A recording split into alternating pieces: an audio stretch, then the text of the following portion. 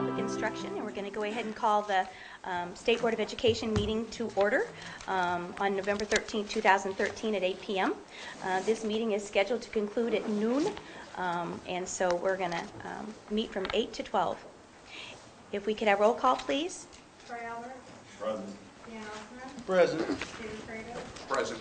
Gordon Hendry. Yes. Andrea Neal. Present. Sarah O'Brien. Present. Brett Oliver. Present. Tony Walker. A.J. Watt. Present.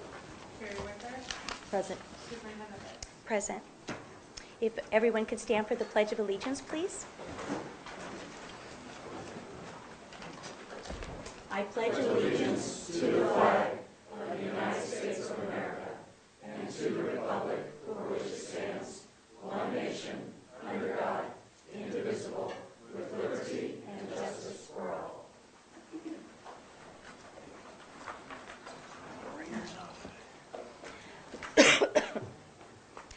I have one item as a statement of the chair and request really to have a December meeting, our December meeting in light of the release of the A to F grades and our obligations to that, to move it from early December to December 17. And so that's just really all that I have underneath here to perhaps, oh, excuse me, I forgot to do approval of the minutes. Thank you, Kirsty. Our first item on the agenda is approval of the minutes. I did have some changes, and I let them be before you, and not only did I have the staff do the grammatical changes and put it in yellow for you to see very clearly. So it is. It should be. Well, it probably is. I have a lot of papers. Was it printed off of them? Okay. Did you take two piles in there? I I don't see it. That's your Superintendent, but I might have missed it. Wait Oh, just wait a a minute. moment. Yeah. I see it now. Okay. And these are from October 2nd. The pages weren't numbered, but technically on the third page, there was a misspelling of the word requires. And then I did move to strike items that weren't pertinent or were giving, you know, what I would call a flavor to the proceedings. So I'm going to give you a chance to kind of look them over. We've made them pretty clear.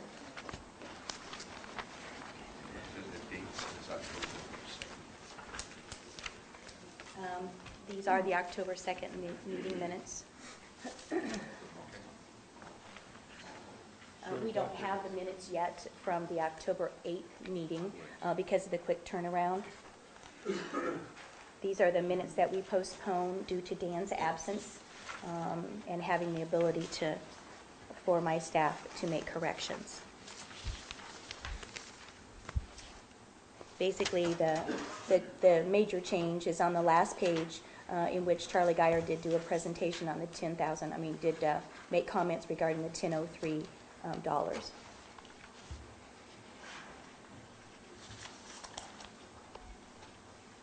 I'll give you a moment.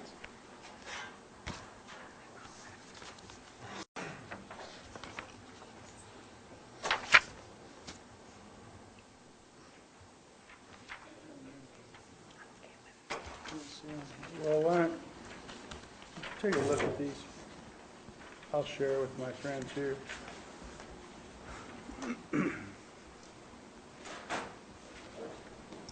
Do I have a motion to approve the minutes as amended? Can we have just a minute more? I didn't really get a chance to see these till this morning.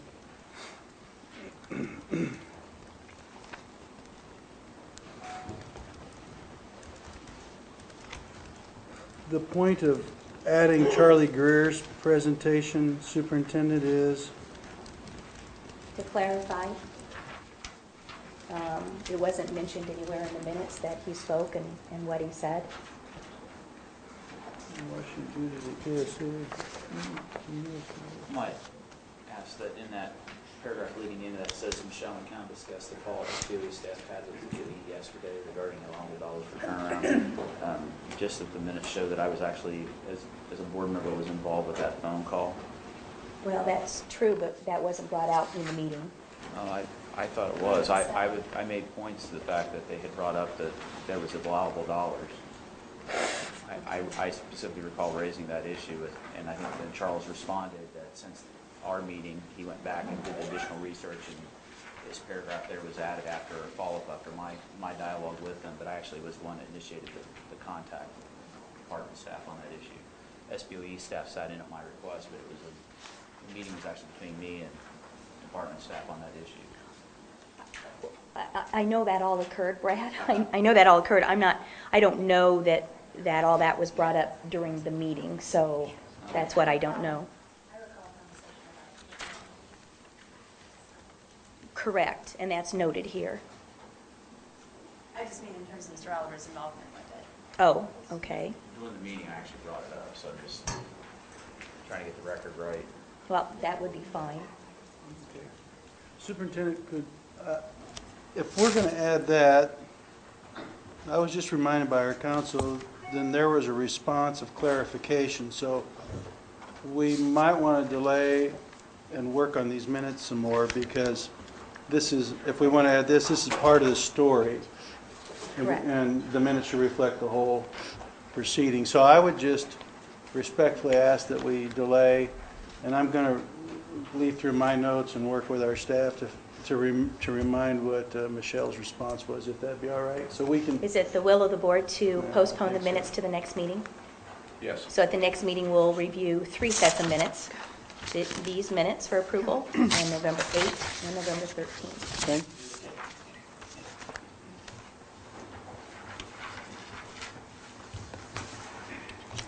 Statement of the chair. I do want to say that I'm actually proposing that we have a December 17th meeting. My calendar happens to be fairly free that day, and I can free it up. And that meets the timelines of making sure that we meet our obligations for the release of the final release of the A to F grades. So that would be in lieu of the early December meeting. Yes, I Andrea? cannot attend. My team, my We the People team, will be competing in the middle school state finals that day. Ooh, that's exciting, though. I've attended that event myself. Well, we're going to be with you in spirit.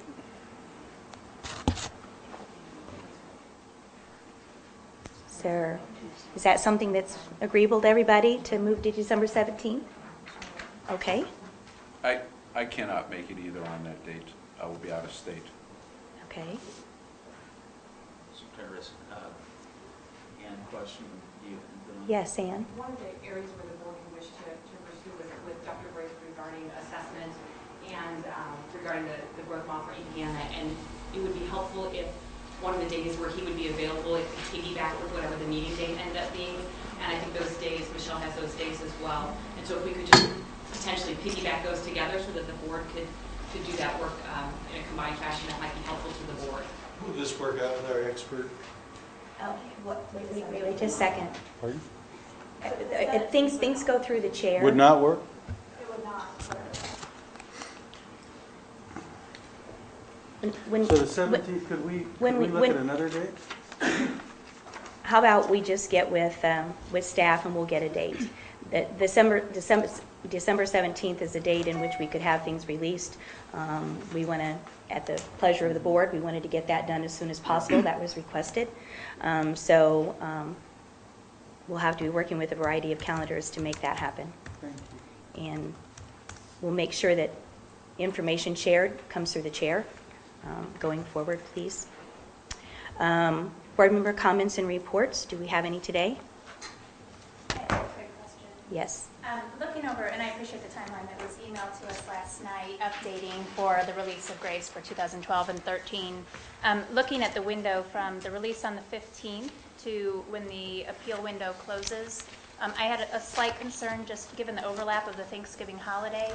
It appears that there are only 8 business days then that would be in that window for appeals. And I'm slightly concerned that schools have appropriate amount of time to actually process their data and come up with an appeal if necessary. So I'm not sure what flexibility there is on the department's end, but I want to make sure that we're considering the holiday in there as well and making sure we're giving that robust appeals window in place. On the that was the recommendation of my staff, and they felt that both the field and the staff could get things done within that time frame, keeping in mind that if we extend it beyond, then Right. we're into the holidays on the other end. Right.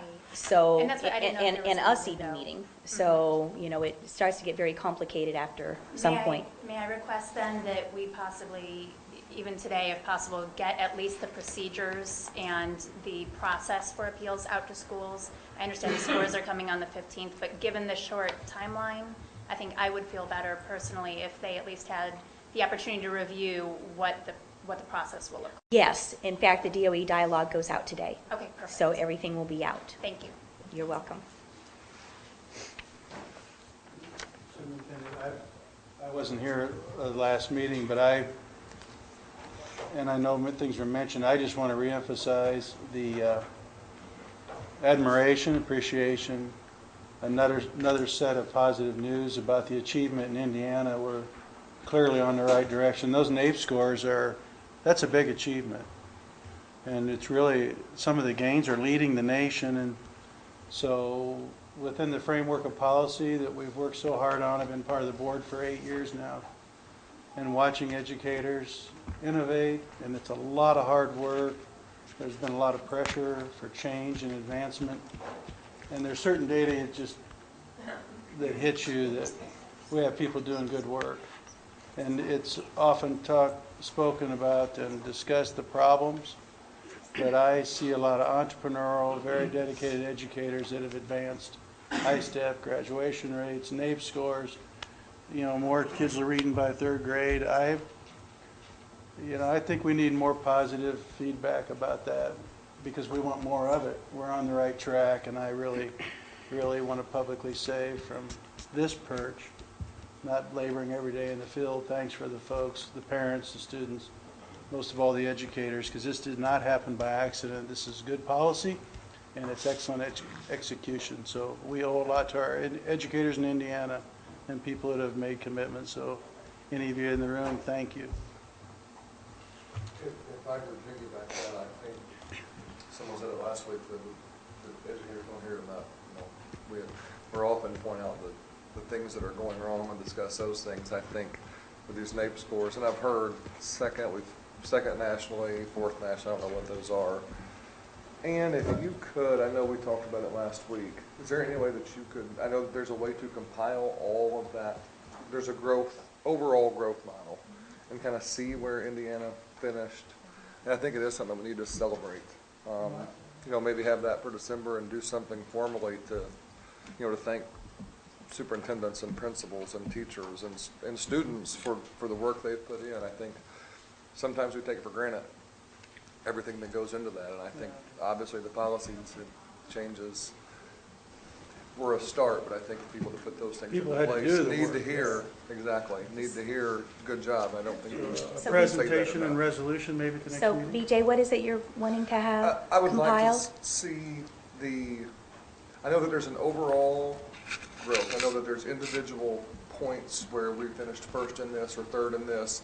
But I think there's a way to compile that and have where we finished overall nationally and do something semi-formally as a resolution to say, good job, teachers and students. Well, that's already compiled, I believe, on the NAEP website in terms of where, are you talking about our placement nationwide and how we fit in there? I just wanted and I don't have time to go through and figure that. Is it on there that where we finished overall, or are those things all broken out? And Yes. I apologize. Yeah. Yeah, there's information on the NAEP Okay. website regarding all of that. But I would just like to do something formal saying thank you and good job.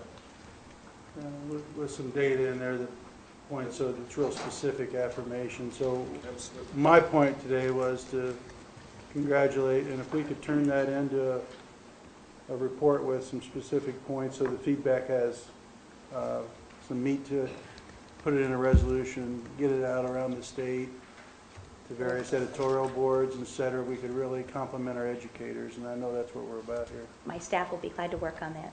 Thank you. We have public comment. Don Bowman.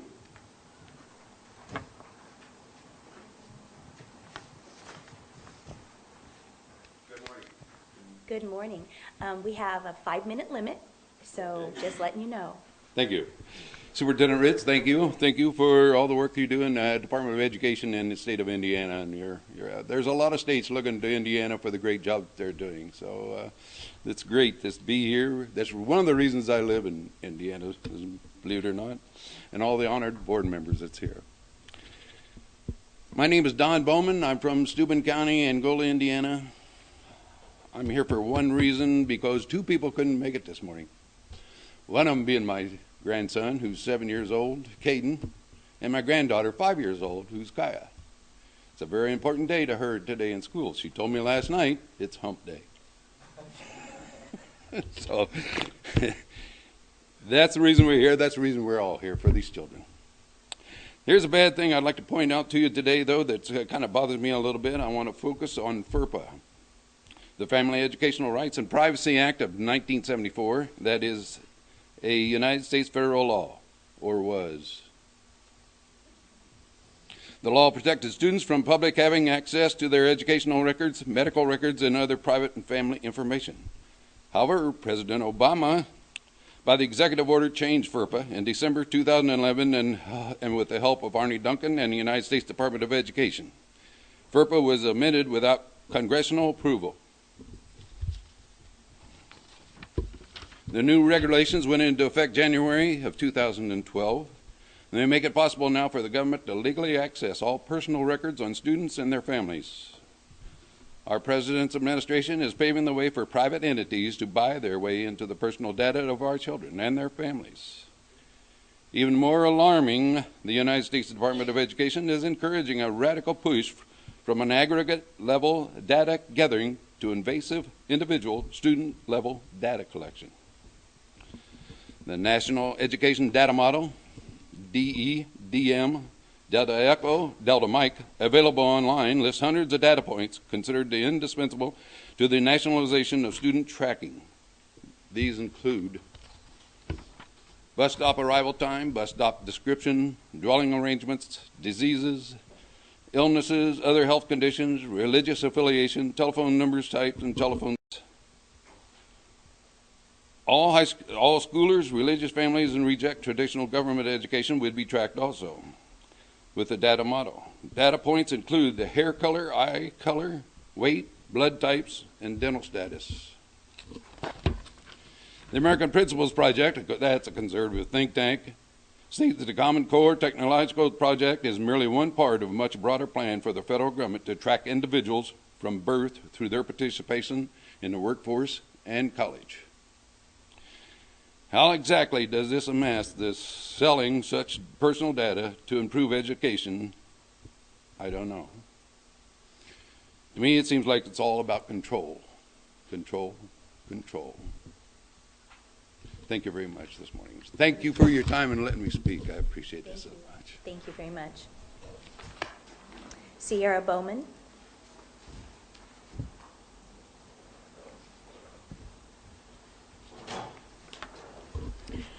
Good morning, Superintendent Ritz and honored board members. I'm Sierra Bowman.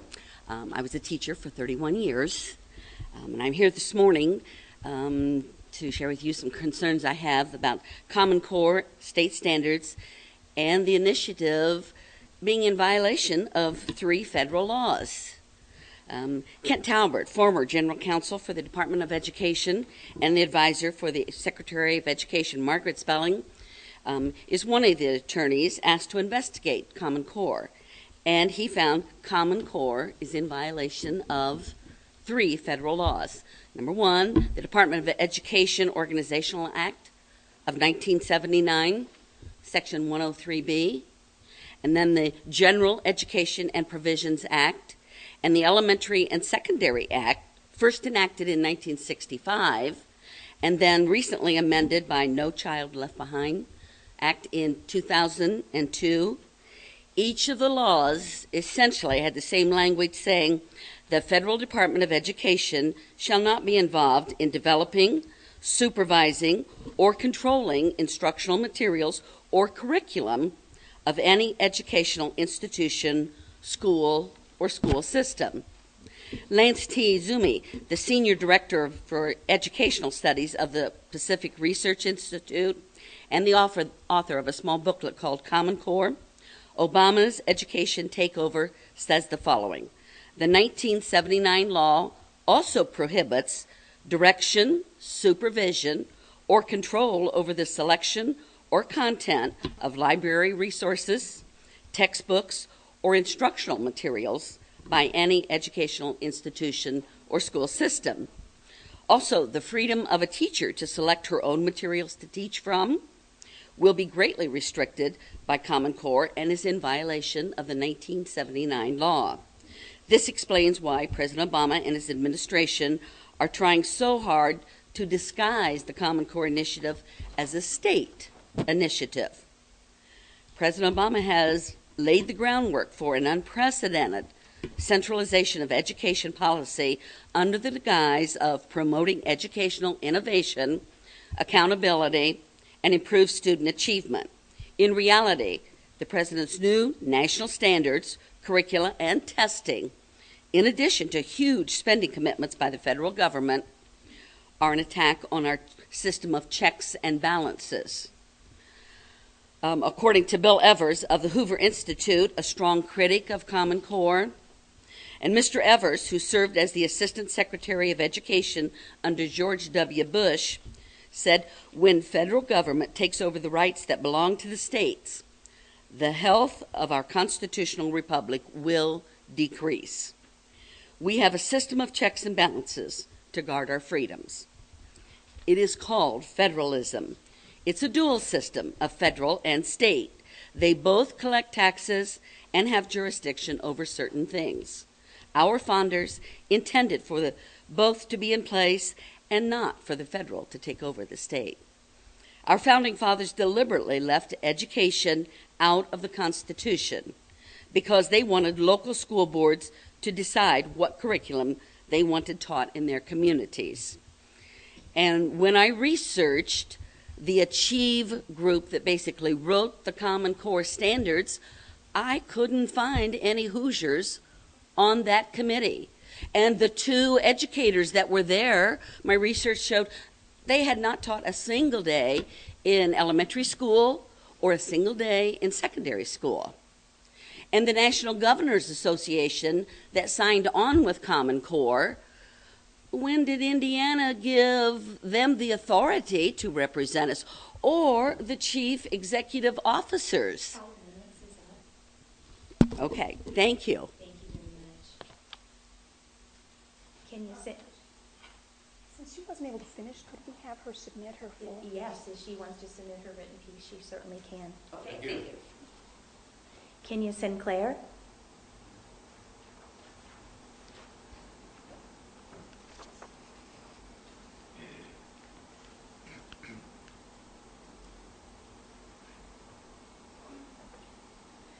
Good morning, board members. I'm here as a concerned and involved parent. I experienced, well, I'm here to see if you would consider implementing some kind of group or organization, third-party group that could assist parents and students. Because as my experience, even dealing with an issue with bullying with my daughter, this year the school has signs of no bullying and definitions of bullying, but bullying is being played down. The children are told now that if you say something back to a child, you cannot go home and tell your parents that you're being bullied. I have, since last year, been going here to Spring Mill with issues dealing with my daughter and kids and groups and everything, calling her names and kind of making her not even want to go to school, A-B student. I feel like I was bullied by the school. I had a meeting with the principal, vice principal, my daughter's teacher, and a school board administrator, and it was like it was all 4 against 1. I was all alone advocating for myself while everyone else in the room were making excuses for one another and playing down my concerns and my interests.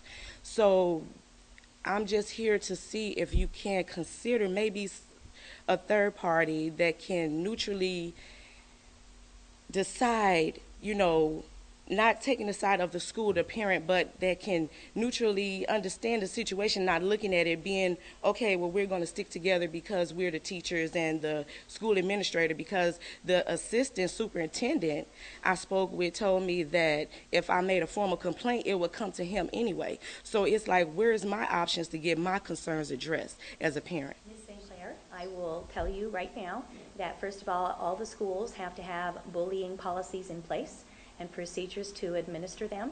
And if you wish, you may contact the Department of Education, and we will follow up on your concern, because we as the department support the policies that have been put into place with statute. So from that standpoint, the Department of Education can assist in just making sure that things are being followed and things are implemented. As to your individual, and that will start the conversation at the local level, perhaps to address your concern more fully. Okay. So thank you very much. Thank you. Jim Disney?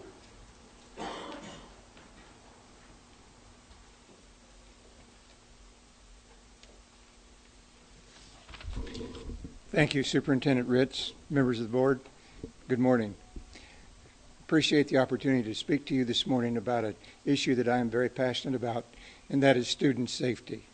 I spent 34 years in public education before retiring in 2001, the last 20 years an administrator with the Danville Community School Corporation.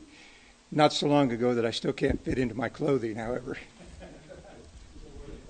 Still wear the colors proudly. As I said, I was a building administrator for 20 years, and I had many roles and wore many hats. But I think one of the basic, most responsible things I had to do was to ensure that there was a safe, secure learning environment where teachers could teach and students could learn. And this is why I'm here today, because I think we have an issue before us that goes contradictory to that, and that is the fact that our early morning darkness makes it unsafe for our students traveling to school, standing on street corners. There's been numerous incidents, and I'll pass out a report here in just a minute, of students being injured. There have actually been students who have been killed traveling to school. There have been students who have been robbed, raped, assaulted. I think a lot of this is because of our morning darkness. Our sunlight, sometimes sunrise is 8:15. You stop and think about that for a minute. In the rural districts, and I happen to live even though Danville is not that far west, it is a rural district, and the fact that some of our students, it was a long distance phone call to the school from their home. From the center of my district, where the schools are located, to the outlying furthest part away, it's a distance of almost 15 miles. So we have students getting on school buses fairly early when it's very dark. Now, as a retiree, I don't get up early every morning, except if there's a good golf game. But anyway, I made a point to look this morning as I drove to downtown Indianapolis from Danville. I started my journey at about 6:30. It's pitch dark out. It is very dark. I drove the speed limit, 40 miles an hour on Highway 36 for the first 2 miles until it became 50. As I saw the glare of the oncoming cars and looked to the side, my safety zone, and as a former driver education teacher, that's the distance that it takes you to react and get that car stopped. If a student would have darted out, if a youngster would have darted out, there was no way I could have stopped, because you just can't see. I know that the school bus rolls past my house every morning. Now, I don't sleep so soundly that I can't hear it, but it's 7 o'clock every morning. Hour and 15 minutes some mornings before sunrise. A couple of misconceptions. Number one, I am a member of the Central Time Coalition. We hear the rumor that the Central Time Coalition is against daylight savings time. Absolutely not true. We understand the important ramifications of being on the same time with the rest of the country and moving our clocks with the rest of the country, especially in regards to those who are involved in interstate commerce. So that's not an issue.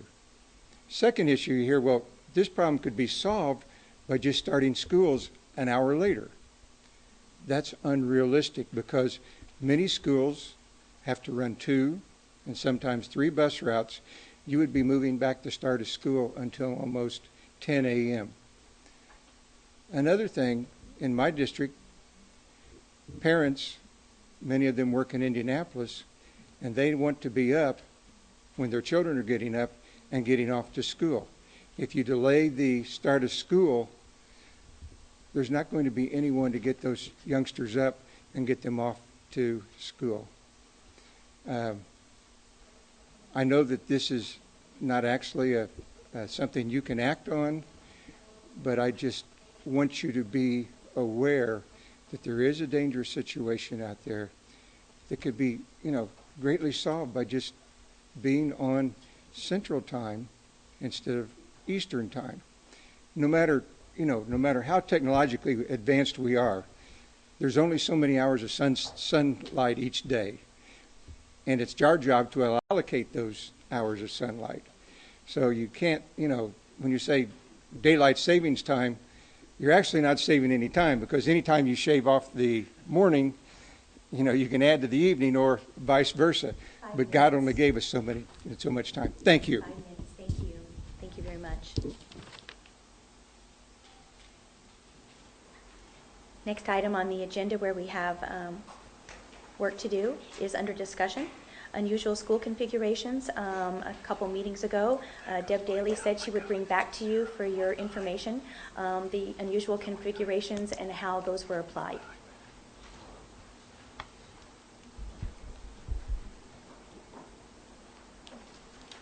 Good morning. Thank you for having me back today. So a couple months ago, I did say that I would come back and present the information as it was applied. So the 2 sheets that were presented to you are the outcome of the 2013 school model application. So at the first page, you'll see unusual grade configurations. These are schools that have partial high school grades and elementary grades, but do not have grade 12. And you'll notice that on all of these, the model that was applied in 2013 was applied appropriately by the programming code, and no modifications were necessary to be able to run these. So in other words, this is for informational purposes only. On the second page, you'll notice that there are some items that are highlighted in yellow. All of these schools are schools that changed their grade span configuration for 2013.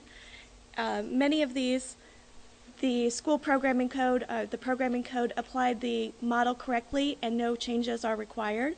The first 6 of these, the programming code did not handle these appropriately. Manual intervention had to be taken in order to apply the correct model. I do want to note that there was one school on this list, excuse me, that I do have a typo. It's the second one on the list, Shortridge Law and Public Policy Magnet. It is noted as the recommended model of override combined EMS 910. Excuse me. That is an error. It should just be 910 only. So it does not have EMS grades in that. So again, with the application of those models, the programming code did handle it correctly. I do want to emphasize that what this means is for these 6 schools, the DOE is applying an override. So the model that was selected by the programming code is not the appropriate model to be used to assess the school. So the DOE must utilize the override process to be able to apply the correct model for each of these schools and come to a proper grade. And Debbie, these were in accordance with, well, the motion was a couple of meetings ago. Correct. Okay, Each of them did fit in within that action that was taken a couple meetings ago. Great. Any comments from the board? Okay. Next item, discussion on initiating rulemaking to make technical corrections to the reading rule. I believe you received the December. Excuse me. What would you? Superintendent Riss, is there a question, Michelle? Yeah. May I ask Michelle to Sure. What, Do you want me to Clarify. explain this? go ahead, Debbie. Okay. thank you? There was noted on here that there were approximately 6 schools that have, Michelle, do you want to expand on what the question is, and I'll clarify then? Maybe that'll be a little question, easier. Debbie. Go ahead and say your question and then. Sure. The question was, why is it noted as combined under the model 2013 and also noted as no change? It is a change from the 2012 model. It is not a change from what was applied by the programming code. So I think there was some confusion around the no change, and what the no change actually signified was whether or not DOE needed to apply a override to be able to have the correct model assessed. Yeah, I think if you would like to see it, I can expand this a little more to be able to provide exactly which high school component was used. I feel like that is something I left off of this, that it did use the 9-10 component instead of the full high school component. So I believe that was the question or the concern on how these were noted. Thank you, Debbie. Thanks. Michelle? Does that cover it? Matt, Michelle, would you just approach so we can hear you? Wait. The chair asks people to speak. Well, So, that's our so, Debbie, would you confer with Michelle, and let's, Madam Chairman? this has been out for several days, I believe. So, Madam Chair, what's the issue? may I make a request? Wait just a moment, please. What's the issue? I'm happy to just ask Yeah, Debbie quietly. Yeah, yeah, Michelle speak. just go ahead and Thank talk. you. Thanks, Michelle. She can't speak. You were correct, and that's the part that's being combined, so we need to clarify that these express are also right as 9-10. Correct, so that's the part that I was saying we keep missing here, is utilizing, but that's not part of the model. It's all called combined by our programming code. What we're missing is which high school component was actually used, whether it was the full high school component or the 9-10 component. But that needs to be clarified with the board because that's outside the regulation. Correct. Okay? Yes. Thank you very Yes, much. I think we're on the same page, and I can send a clarifying piece to just show that high school component that was used for those, the combined models that are outside of regulation. That would be helpful. Thank you, Debbie. Discussion on initiating rulemaking to make technical corrections to the reading rule. We sent to you the proposed changes from December 2012. We are in discussion, so you have the changes before you. And is there discussion to actually, I guess, clarify things that are here, or what you would like to see in here before we do rulemaking later? Yes. Could someone summarize exactly what the differences are? I read it, it's a multi-page document, and there seems to be some conceptual changes. A staff person or someone here from DOE who could maybe take us through, not line by line, but conceptually, what are the big issues that are being changed? Well, the person who actually began this in December is not in the audience. That would be Becky Bowman. So what I believe you have in front of you is the changes approved by the board in December 2012. These are changes already approved. And so, Michelle, I guess you could walk us through the changes that were already approved in December 2012. An entire initiation of the rulemaking process needs to occur. So these were the technical pieces approved then. And going forward, the rulemaking process would need to be totally reinitiated. And so today's an opportunity for you to give input regarding what you see here, or regarding what you would like to see here as we begin the process. Michelle, I suppose you could give an overview. Yes. A few months back, you had brought a proposed reading rule change that ended up being discontinued in terms of conversation.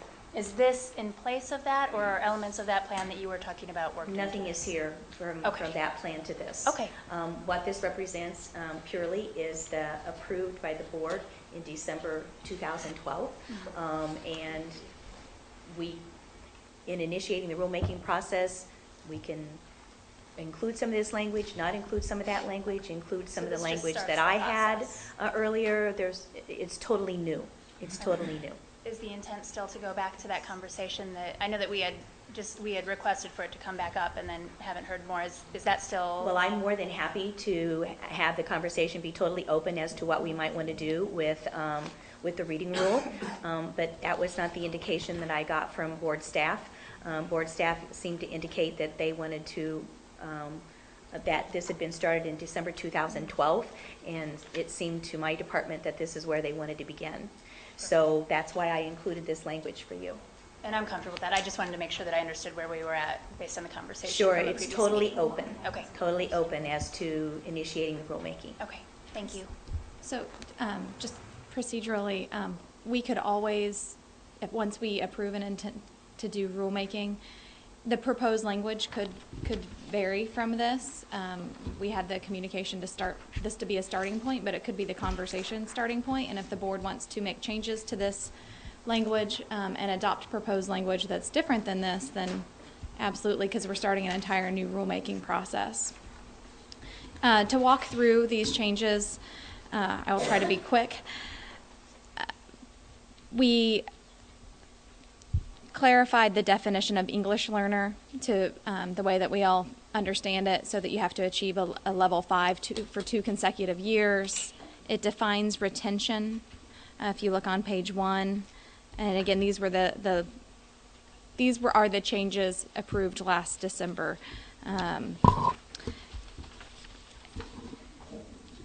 Under 511 6.2-3.1-2, their clarification to where charter schools fall within the scope of the rules and where they do not. If you recall, there were legislative changes in 2012 that provided charter schools some additional flexibility. Yes. Yes, David? Oh, Troy? In this particular section, we're talking about charter schools, and this is related to IRE 3, the statute. And as I read through this, it appears that charter schools were not included in IRE 3 before, and this recommendation is to include charter schools into IRE 3. Is that the intent of this? So what this language does is says that the only times that this reading plan applies to charter schools is when it's specifically noted, and that provides charter schools some additional flexibility beyond what they previously had. It's somewhat of the inverse of what you described. It's giving charter schools additional flexibility, not lessening it. Claire has something to say. I would request that Claire add something to answer my question. And it's in response to the legislative change in 12. Yeah, and just to clarify my former charter school role, that the reading plan applied equally to traditional and charter public schools, and then when the statute was amended in 2012, all charter schools have to administer IRE 3, but they do not have to submit the reading plan. So this was intended to try to reflect that change that went into effect in statute after the administrative code was adopted by the board.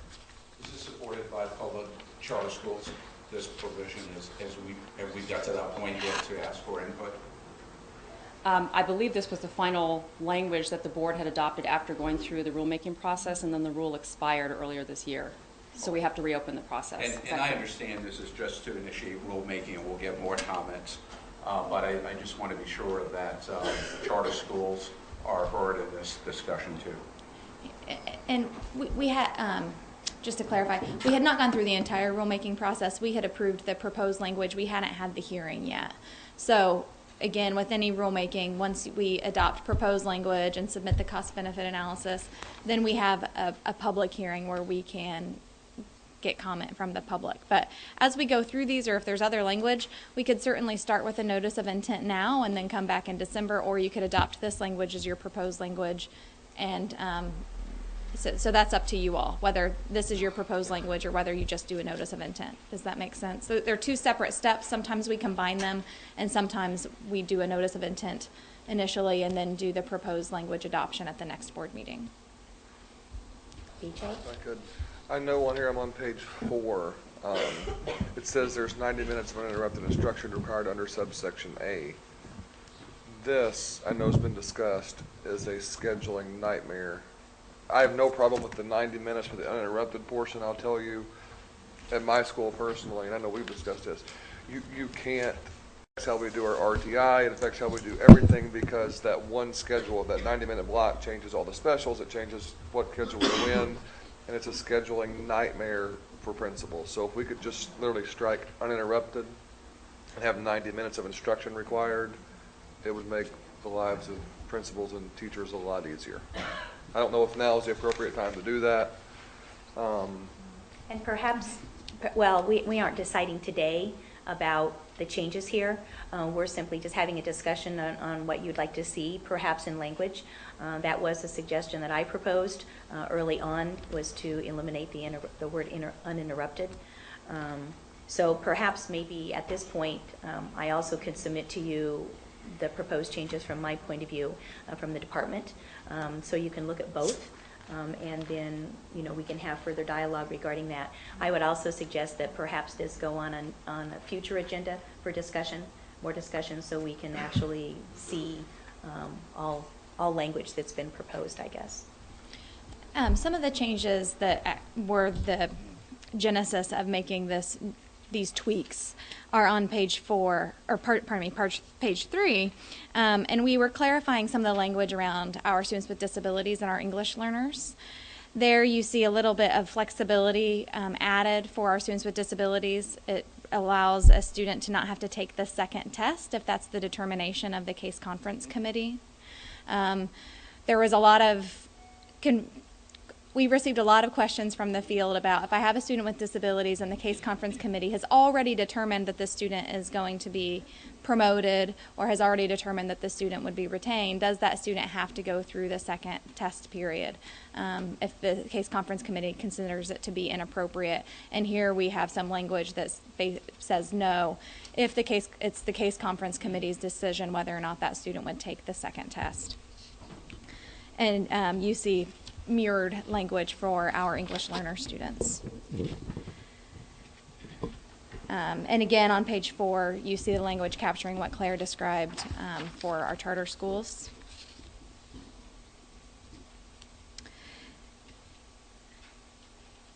And also at the bottom of page 4, public schools and accredited non-public schools in which 90% of students pass IREAD are exempt from the 90 minutes of uninterrupted instruction. So now if we made a change to that 90-minute block, then that we would need to change this section as well. But that was one of the areas that we tweaked. Yes. I'd like to ask a question about that. If I'm reading this correctly, we're now going to require 4th, 5th, 6th, possibly 7th and 8th graders to have 90-minute blocks of uninterrupted reading instruction in schools where 89% or fewer pass IREAD? My recollection is that this rule applies to, I think it's earlier in the rule, and this rule only applies, it only applies to elementary schools. Well, don't we have some K-8s? So we're going to have 4th, 5th, and 6th graders with 90-minute uninterrupted blocks of reading instruction. What's going to happen to history, art, music, science?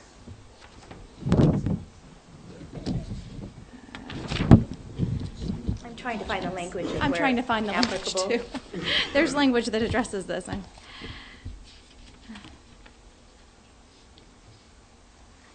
wondering if it's in the, I think it's early in the definitions. Section on the reading plan. I would be happy. I don't want to take up board time with this. I'm happy to send a follow-up email. My recollection with this rule is that it does scope the grades to which it applies, because the reading plan only applies to particular grades, and I think that either ends at 3 or 5, but I will find the exact language. I don't want to fumble through my papers while everyone's waiting on us. Because it specifically deletes the language for K-3 and now says all students. And so, Where are you reading? Which page? Well, I closed it, but I believe I was on page 4. okay.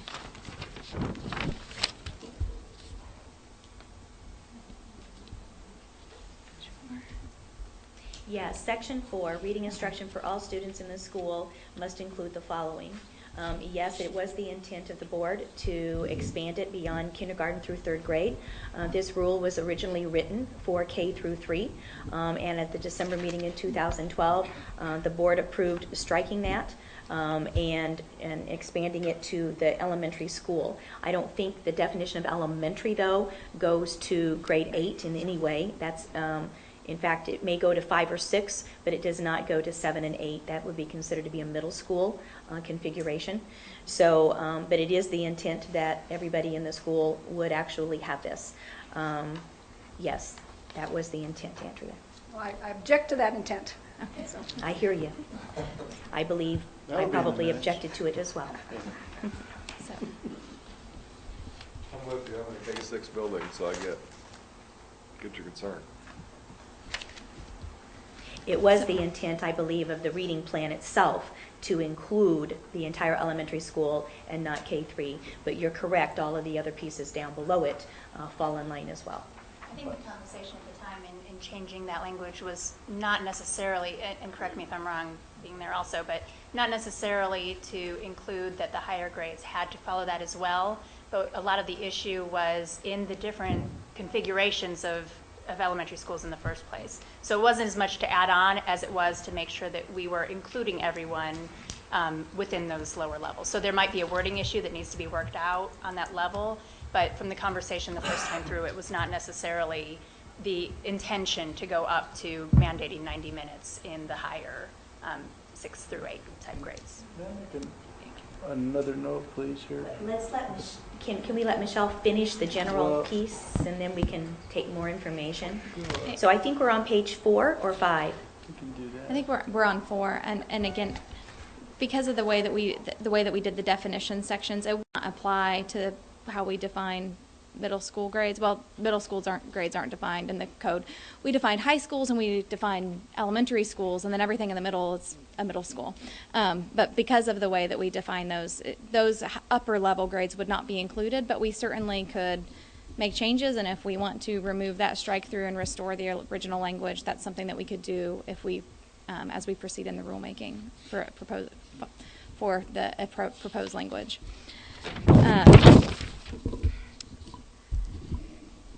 On page 5, you'll see subsection C is in bold, which means it's all new language there. You see intervention for a student who has a disability, and a case conference committee may align with the requirements of the student's current IEP if the case conference committee considers IREAD 3 assessment data and determines that modification to the student's IEP should not be made.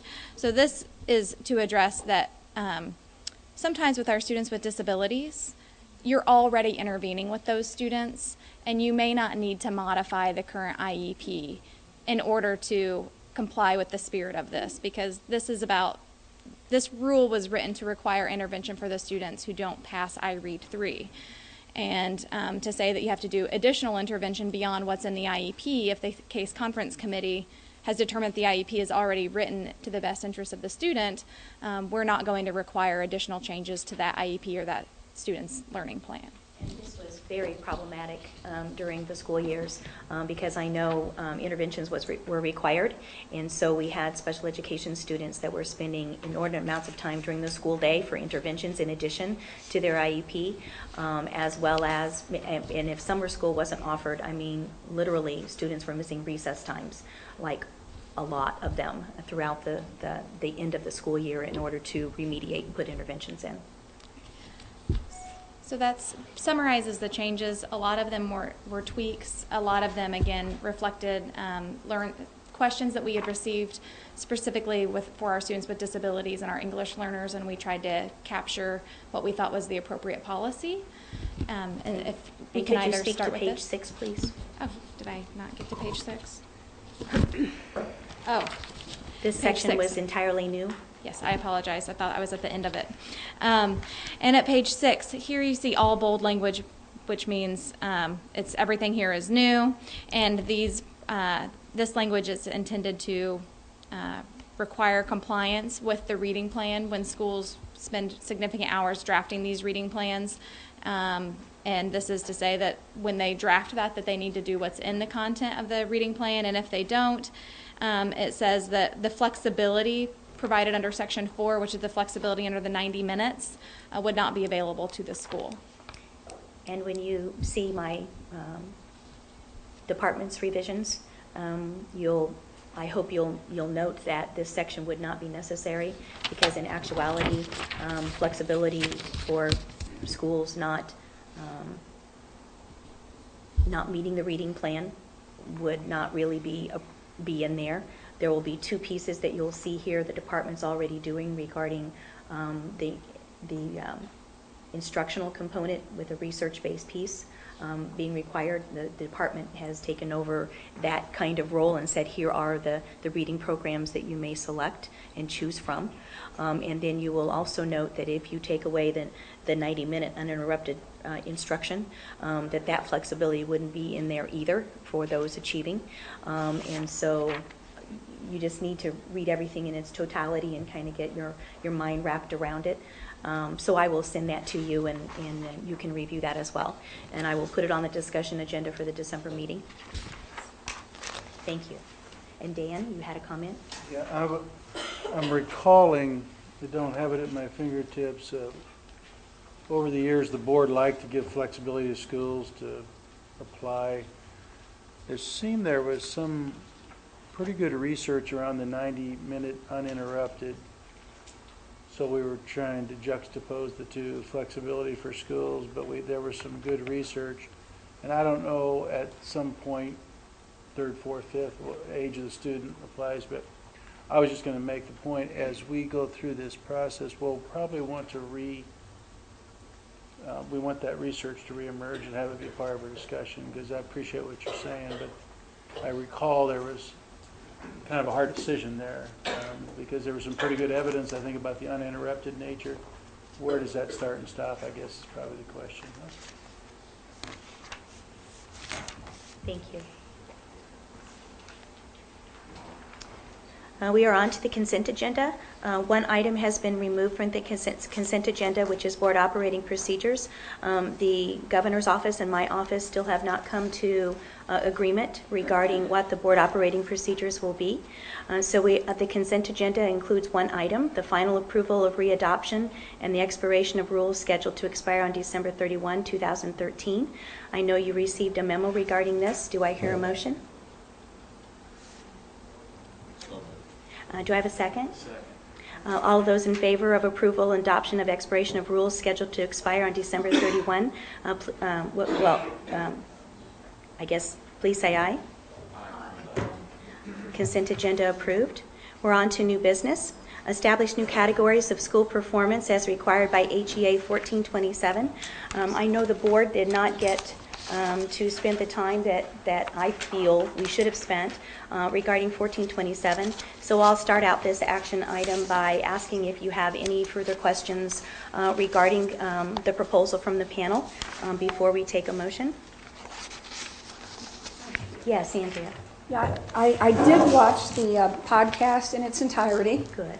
And so I had several questions that I did not seem to come up in the course of the last meeting.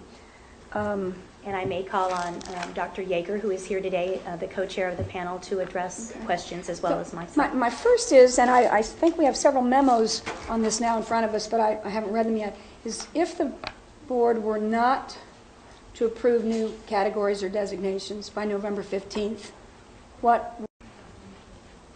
I believe we are required to approve new categories, but did you see the motion that I sent out last night? I'll read the motion, and that might help you, Andrea. The State Board of Education adopts the Accountability System Review Panel's recommendations, establishing new accountability categories. The State Board of Education further recognizes that a validation and statistical analysis process may lead to follow-up recommendations that support the categories as they are built and validated through the beta testing period. So that's the motion. That's kind of capsulizes, yes, we have to adopt the categories, but going forward, we may, as a board, have other recommendations that we would have going forth. Let me let Andrea finish. I think she had several questions. Well, in adopting categories, are we also adopting the new data indicators that have been recommended? We're adopting the recommendations of the panel at this point, but things can change after we start the statistical analysis and validation process. There certainly could be changes to what it is exactly that you see before you. Okay, because if I'd been at Friday's meeting, I think I would have pressed the issue of the how and the why we chose the new data indicators that were chosen, such as the PSAT. We already are including the SAT. We're already including the advanced placement. It seems that College Board already has enough say in our data indicators, and not sure we need to send any more money that way. For example, did we consider adding an end-of-course assessment for government, which I would view as a much more significant indicator whether students know how their government operates versus their score on the PSAT? And I would just kind of like to explore how those new data indicators were chosen. Well, I can go ahead. I'll have Dr. Yeager come up because he may want to have comments along with me. And in particular, why the PSAT was chosen. Well, the PSAT, under the College and Career Readiness, the panel wanted to expand the menu, so to speak. And perhaps Dr. Yeager may want to speak to that more specifically and why the PSAT was actually chosen as an indicator. PSAT was, by consensus, adopted by the panel because every student is paid for by the state. Every student in the state, as sophomores, have the opportunity to take that. It was just another opportunity for students to have an opportunity to apply a credit towards college and career readiness. And I'm not sure, I think you mentioned SAT is one of our points. I don't know that that's accurate. It's just PSAT. Right. The state does pay for all 10th graders to take the PSAT. And we were looking, the intent of the College and Career Readiness section is to actually make sure that all students are starting to demonstrate somewhere with something that they are college and career ready, whether it be taking an industry certification, whether it be an AP course, whether it be dual credit, whether it be achieving the cutoff score on the PSAT, demonstrating that they are college and career ready. So it's an indicator. Just another opportunity for students to prove that they're ready, and it's not an additional cost to the state. And could you tell me what you mean by college and career ready and how the PSAT points to that? I'll turn that over to the superintendent. The College and Career Ready, the PSAT, already has a cutoff level, so to speak, that indicates that a student is ready to enter college. And so that is a measure that's been used at the high school levels to indicate students being ready either for more advanced courses or getting that robust kind of work done on their behalf to be able to attend college. So it's just an indicator. It's not I guess, an additional test we're adding or anything. It's an indicator. Practice test. It's a practice test. And I is. have problems with using a practice test as a measure in our accountability system. Well, they're currently used as indicators for students. It's currently being used at that, but I understand your point. Did you have another question? I'll do it for now. Okay, Brad? I was gonna go for Sarah. I understand the need for flexibility in the proposal, just not knowing where we're going with standards and assessments and that. I'm still deeply concerned by the addition of indicators at grades 1 through, I'm just not comfortable with that, not knowing what it looks like. I'm not comfortable with it being there as an option. And just kind of follow up to what has been proposed, now that we have the actual data and the scores, have we actually run any of these numbers through, and do we have an idea of what they're looking at? I guess I'm great appreciation for the work that's been done, and I think that it's a fantastic recommendation. I'm just not sure it's finished yet. And I'm curious if any of that data has gone through. That is totally recognized, and the panel recognized that. Mm-hmm. The statistical pieces, we have to work with subject matter experts to actually determine the baseline pieces for the growth indicators. We certainly have information for performance, and can see that. But for the growth piece, that has to be reworked. Those statistical pieces are not in place, and so to run information on those to calculate the growth component, that's the piece that that we have to do, and make sure that we go. I think the panel, as well as the board, recognizes we have work to do. This is the first stage in going forward. The panel is committed to looking at things the entire way and sharing information with the board, of course, to make sure that further recommendations, can come to this board. So I think we all recognize the statistical pieces that we have left to do and the constraints of the law in actually doing something before November 15th. I guess that's why the motion was written as it was. Yes, Brad? Superintendent Ritz, last the meeting, I know you had reached out to Claire on possibly some kind of a recommendation, and we did receive something late last night. And as I looked through it, it seemed to address some of the concerns I had as we went through and read the panel's work.